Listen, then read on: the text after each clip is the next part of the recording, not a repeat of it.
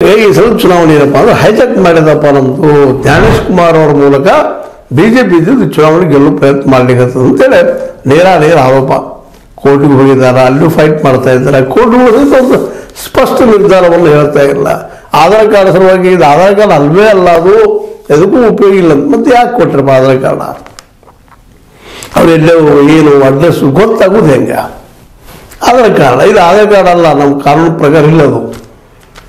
ಕಾನೂನು ಪ್ರಕಾರ ಮಾಡಿ ನೀವು ಆಧಾರ್ ಕಾರ್ಡಕ್ಕೆ ಯಾರೆಲ್ಲ ಡಾಕ್ಯುಮೆಂಟ್ ಎವಿಡೆನ್ಸ್ ಆಗ್ತದೆ, ಅದು ಅದ್ರ ಬಗ್ಗೆ ಇಲ್ಲ.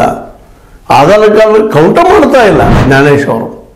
ಯಾಕಪ್ಪ ಇದು ಅಂತ ಹೇಳಿದ್ರೆ ಇಲ್ಲದು ಲೀಗಲಿ ಅಲ್ಲಪ್ಪ ಅದು ಅಂತ ಮಾತಾಡ್ತಾರೆ. 11 ಡಾಕ್ಯುಮೆಂಟ್ಸ್ ಅದಾವ, ಅದರ ಮಾತ್ರ ಕೌಂಟ್ ಮಾಡ್ತೀರಿ.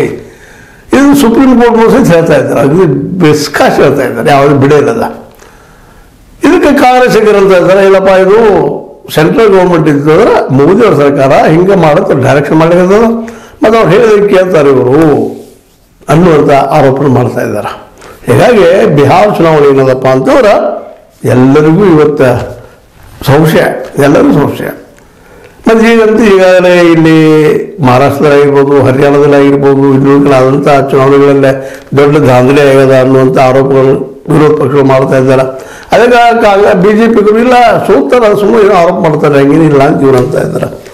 ಒಟ್ಟಾರೆಯಾಗಿ ಇವತ್ತು ಏನು ನ್ಯೂಟ್ರಲ್ ಆಗಿರ್ಬೇಕಾಗಿತ್ತು ಎಲೆಕ್ಷನ್ ಕಮಿಷನ್ನ, ನ್ಯೂಟ್ರಲ್ ಆಗಿಲ್ಲ ಅನ್ನೋದು ಒಂದು ಮಾತ್ರ ಸ್ಪಷ್ಟ ಆಗ್ತಾ ಇದೆ. ಯಾಕಂದರೆ ಈಗ ಕಾಂಗ್ರೆಸ್ಗೆ ಒಂದು ಆರೋಪ ಮಾಡ್ತಾ ಇದ್ದಾರೆ, ಅದಕ್ಕಾಗಿ ಇವರು ಒಂದು ಆರೋಪ ಮಾಡ್ತಾ ಇದ್ದಾರೆ. ಏನಪ್ಪ ಅಂತಂದ್ರೆ ಮತಗಳ್ಳತನದ ಬಗ್ಗೆ ಆರೋಪ ಮಾಡ್ತಾ ಇದ್ದಾರೆ. ಅದಕ್ಕೆ ಉದಾಹರಣೆ ಕೊಡ್ತಾ ಇದ್ದಾರೆ. ಏನಪ್ಪ ಅಂತಂದ್ರೆ ಈ ಹೆಸರುಗಳನ್ನು ಈ ಡಿಲೀಟ್ ಮಾಡಿ ಒಂದೇ ಸಮುದಾಯಕ್ಕೆ ಸಂಬಂಧಿಸಿದವ್ರನ್ನ 100ಕ್ಕೂ ಹೆಚ್ಚು ಜನರ ಒಂದೇ ಡಿಲೀಟ್ ಮಾಡಿದ್ದಾರೆ. ಅವ್ರು ಇದ್ದಾರಲ್ಲೇ ಅಂತ ಇವರು ಅವ್ರು ನುಸುಳುಕೋಡ್ರು ಅಂತ ಬಿಜೆಪಿಗರು. ಮತ್ತು ಇಲ್ಲಿ ಅಟ್ಯಾಕ್ ವಿರೋಧ ಪಕ್ಷ ನೇರವಾಗಿ ಎಲೆಕ್ಷನ್ ಕಮಿಷನ್ ಮೇಲೆ ಮಾಡೋದ್ರಿಂದ ಇನ್ನೊಂದು ಬಿಜೆಪಿಗರು ಯಾಕೆ ಉತ್ತರ ಕೊಡ್ತಾ ಇದ್ರು ಸ್ವಲ್ಪ ಪ್ರಶ್ನೆ ಮಾಡ್ತಾ ಇದ್ದಾರೆ. ಒಟ್ಟಾರೆಯಾಗಿ ಮತಗಳ್ಳತನ ನೋಡೋದು ಅಂತ ಮೂವ್ಮೆಂಟು ಮಾಡಿದರು, ಜನರಿಗೆ ಜಾಗೃತಿ ಮಾಡೋ ಪ್ರಯತ್ನ ಮಾಡಿದ್ರು ಕಾಂಗ್ರೆಸ್ಸಿಗರು ಮತ್ತು ವಿರೋಧ ಪಕ್ಷದವರು. ಅವೆಲ್ಲ ಇವತ್ತೊಂದು ಏನಪ್ಪ ಅಂತಂದ್ರೆ ಈ ಎಲೆಕ್ಷನ್ ಕಮಿಷನ್ ಸಲುವಾಗಿ ಕೆಟ್ಟ ಹೆಸರು ಬರೋದು ಕಾರಣೀಕರ್ತ ಆಗ್ತಾ ಇದೆ ಅನ್ನೋಂಥದ್ದು. ಯಾಕಂದರೆ ಹಿಂದೆ ಇವಾಗ ಅನೇಕ ಸಲ ಚರ್ಚೆ ಮಾಡಿದ್ದು ಅದ. ಏನಪ್ಪ ಅಂದ್ರೆ ಎಲೆಕ್ಷನ್ ಕಮಿಷನ್ ಕಮಿಷನರ್ ಆಯ್ಕೆ ಮಾಡೋದು ಕೇವಲ ಆಡಳಿತ ಪಕ್ಷ